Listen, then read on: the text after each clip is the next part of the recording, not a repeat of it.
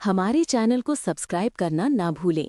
यहाँ हजारों कहानियां हैं आपके लिए। तभी अनीता जी सीढ़ियों से नीचे उतरती हुई दिखाई दी।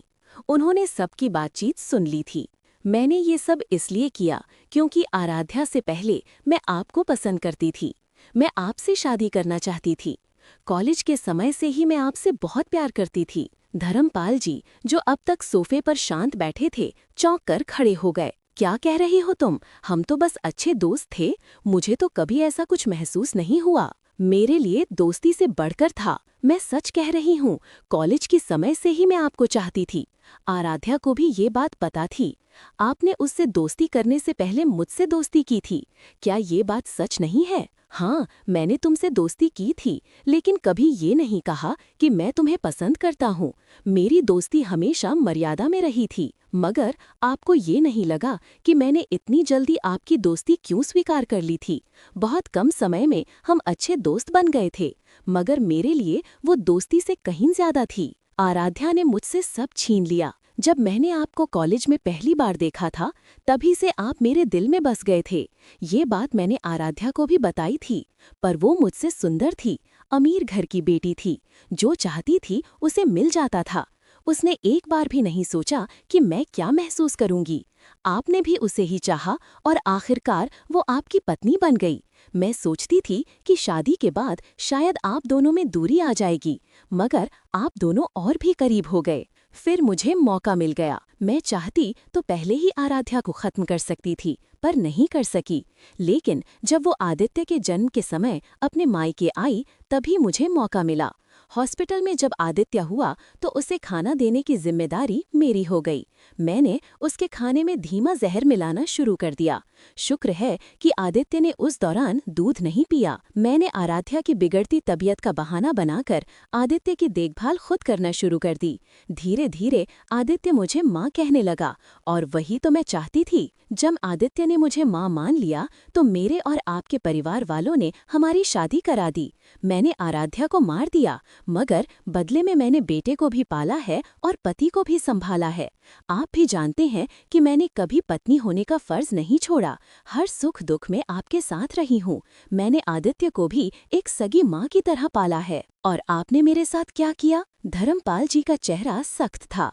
तुमने मेरी आराध्या को मारा और फिर उसी की जगह खुद बैठ गई। मैंने तुम्हें उस स्त्री की जगह दी जिसे तुमने जहर देकर मारा।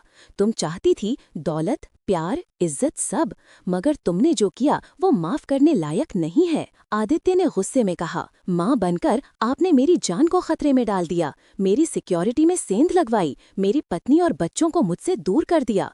कोई माँ ऐसा नहीं कहती। जो सच में माँ होती है वो बच्चों के लिए जान दे देती है, जान नहीं लेती। अनीता बोली, मैंने ये सब निशा के लिए किया था। मेहर अच्छा लड़का था, मगर मैं चाहती थी कि निशा की शादी किसी बराबरी के खानदान में हो। मेहर का बिजनेस आज है, कल को बंद हो जाए तो?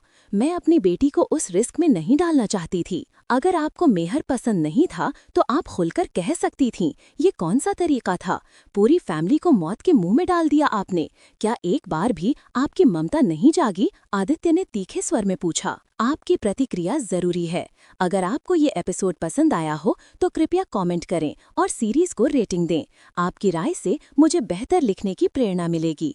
प्लीज मुझे फॉलो करना और रिव्यू देना ना भूलें। हमारे चैनल को सब्सक्राइब करना ना भूलें। यहाँ हजारों कहानियां हैं आपके लिए। तभी अनीता जी सीढ़ियों से नीचे उतरती दिखाई दीं। उन्होंने सबकी बातें सुन ली थीं। मैंने ये सब इसीलिए किया क्योंकि आराध्या से पहले मैं आपको पसंद करती थी। मैं आपसे शादी करना चाहती थी। कॉलेज के समय से ही मैं आपको बहुत चाहती थी। धर्मपाल जी, जो अब तक सोफे पर शांत बैठे थे, चौंक कर खड़े हो गए। क्या कह रही हो तुम? हम तो सिर्फ दोस्त थे। मुझे तो कभी ऐसा कुछ महसूस नहीं हुआ। मैं सच कह रही हूँ। मैं कॉलेज के समय से ही आपसे प्यार करती थी। आराध्या भी इस बात को जानती थी।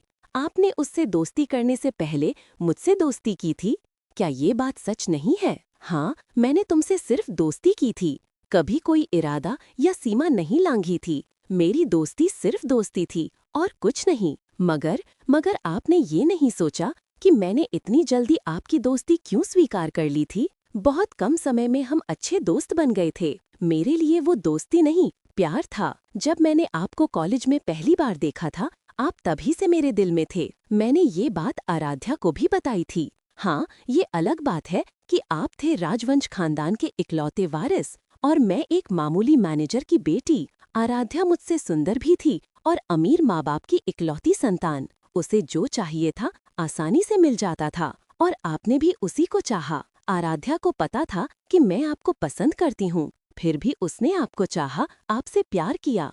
उसने एक बार भी नहीं सोचा कि मुझ पर क्या बीतेगी। आपको शायद ये बात नहीं पता थी, लेकिन उसे तो पता था ना कि मैं आपसे शादी करना चाहती थी। मुझे लगा था कि शादी के बाद आप दोनों में दूरियां आ जाएंगी, मगर आप दोनों तो और भी करीब आ गए। मैंने चाहा था कि शायद वक्त मेरा साथ देगा, मगर ऐसा कुछ नहीं हुआ। मैं चाहती तो पहले ही उसे मार सकती थी, लेकिन मैं कुछ नहीं कर सकी। जब वो आदित्य के जन्म पर मायके आई, तभी मुझे मौका मिला। जब तक आदित्य पैदा नहीं हुआ था, मैं उसके करीब नहीं जा सकती थी, मगर जब वो अस्पताल में थी तो उसके लिए खाना लाने की जिम्मेदारी मेरी हो गई। मैंने उसके खाने में धीमा जहर मिलाना शुरू कर दिया। शुक्र था कि आदित्य ने दूध नहीं पिया, वरना उसे भी नुकसान हो सकता था। फिर मैंने आराध्या की तबीयत का बहाना बनाया और आदित्य की देखभाल अपने हाथ में ले ली। धीरे धीरे वो भी मुझे माँ मानने लगा, और वही तो मैं चाहती थी। जब आदित्य ने मुझे माँ माना तो उसके नाना नानी और आप सब ने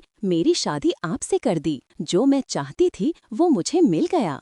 अगर मुझे सिर्फ दौलत चाहिए होती तो मैं सीधे सीधे मांग लेती। मुझे तो आप चाहिए थे। धर्मपाल का चेहरा सख्त हो गया। मैंने तुम्हें आराध्या की जगह दी, जिसे तुमने मारा था। ये तुमने बहुत गलत किया अनीता। मैंने आराध्या को जहर जरूर दिया, मगर आदित्य को माँ बनकर पाला। उसे हर सुख दुख में सपोर्ट किया। आपको और उसे कभी महसूस नहीं होने दिया कि मैं उसकी सगी माँ नहीं हूँ। मैंने पत्नी का हर फर्ज निभाया। आदित्य की आंखों में गुस्सा था। माँ बनकर आपने मेरे दुश्मन को घर में घुसाया, मेरी सिक्योरिटी तक पहुँचा दिया। आपने मेरी पत्नी, मेरे बच्चों को मुझसे दूर कर दिया। कोई सगी माँ ऐसा करती है? जो सच में माँ होती है वो बच्चों के लिए जान देती है, जान नहीं लेती। अनीता ने गुस्से में कहा, मैंने ये सब निशा के लिए किया था। निशा मेरी बेटी है। कोई शक नहीं कि मेहर एक अच्छा लड़का है, मगर मैं अपनी बेटी के लिए अपने स्टैंडर्ड के खानदान का रिश्ता चाहती थी। उसका बिजनेस आज चल रहा है, कल कौन जानता।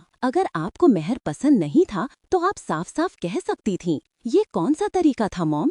आपने पूरी फैमिली को मौत के मुंह में डाल दिया। क्या आपको एक बार भी मेरी फिक्र नहीं हुई? मैं जानती थी कि माना ऐसा नहीं होने देगी, इसीलिए सोचा कि इस बहाने आदित्य तक आसानी से पहुंचा जा सके। मैंने कभी नहीं चाहा कि तुम मर जाओ। मैंने सिर्फ सोच समझकर ये फैसला लिया था। प्लीज मेरी सीरीज को पढ़ने के बाद कमेंट करें, रेटिंग दें और फॉलो करना न भूलें।